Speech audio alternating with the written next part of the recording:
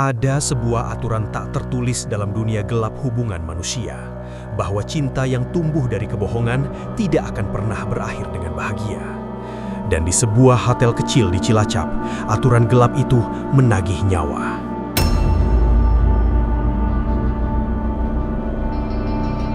Seorang gadis muda, 18 tahun, ditemukan tewas dengan cara yang tidak pantas.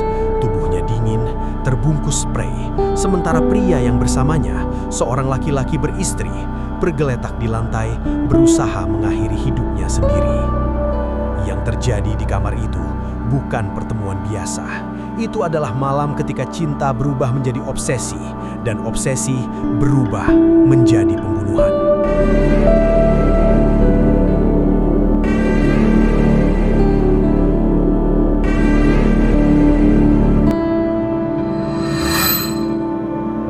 PW, seorang remaja 18 tahun. Hidupnya biasa saja. Media sosial adalah dunianya. Kita semua tahu bahwa dunia digital adalah tempat orang saling terhubung dan juga saling tersesat. Disinilah ia bertemu dengan S, pria 41 tahun, sudah menikah, punya pekerjaan tetap di Jakarta. Awalnya, semuanya terlihat biasa. Cowok masuk live, ngasih gift, DM, saling sapa. Tapi kenyataan berkata lain. S tidak sedang mencari teman, ia mencari pelarian. S mulai sering memberi PW uang, hadiah kecil, perhatian berlebih. Dan perhatian seperti itu bisa membuat seseorang merasa spesial, padahal sebenarnya sedang dijadikan pelampiasan. 6 bulan berlalu, mulai sering ketemu, selalu di hotel, selalu diam-diam. Dunia gelap hubungan gelap selalu ada di balik pintu yang tak pernah terbuka.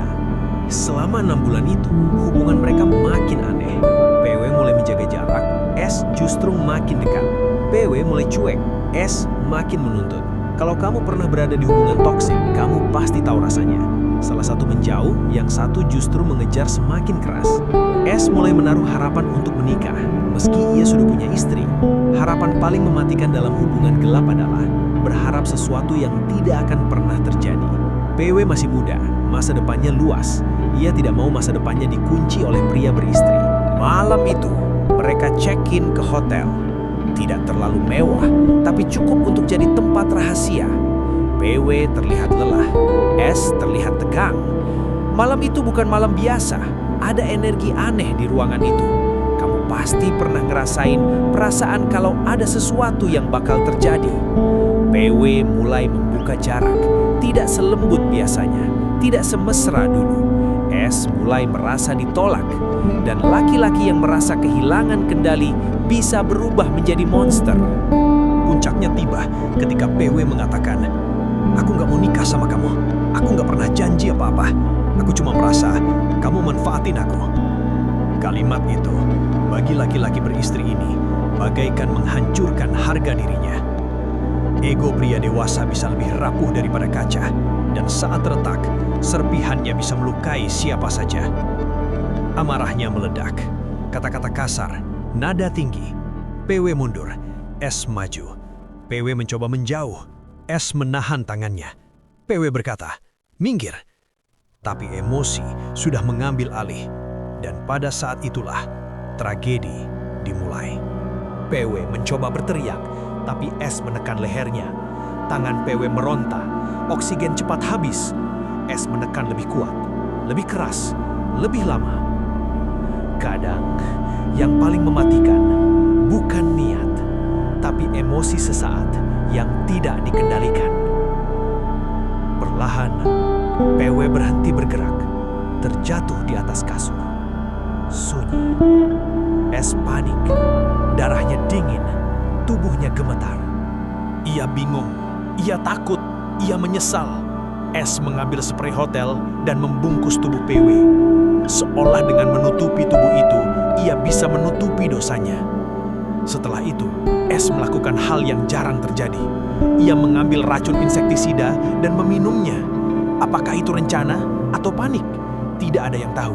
Yang jelas, beberapa menit kemudian, S jatuh ke lantai, tak sadarkan diri. Pagi hari, resepsionis merasa aneh. Tidak ada suara, tidak ada aktivitas. Petugas membuka pintu. Dan pemandangan itu menjadi salah satu yang paling mengerikan dalam sejarah hotel kecil ini. Tubuh PW terbungkus sprei, wajah pucat, tak bernyawa. S tak sadarkan diri, mulut berbusa, napas lemah. Polisi datang, ambulans datang, S diselamatkan. PW sudah tidak bisa. Setelah sadar, S mengaku semuanya, semua detail, semua alasan, semua emosi.